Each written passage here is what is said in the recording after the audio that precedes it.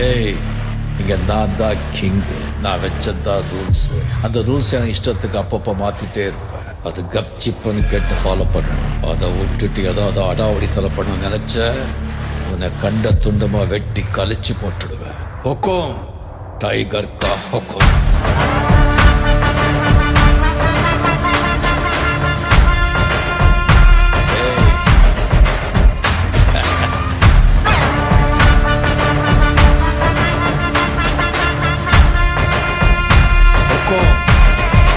tiger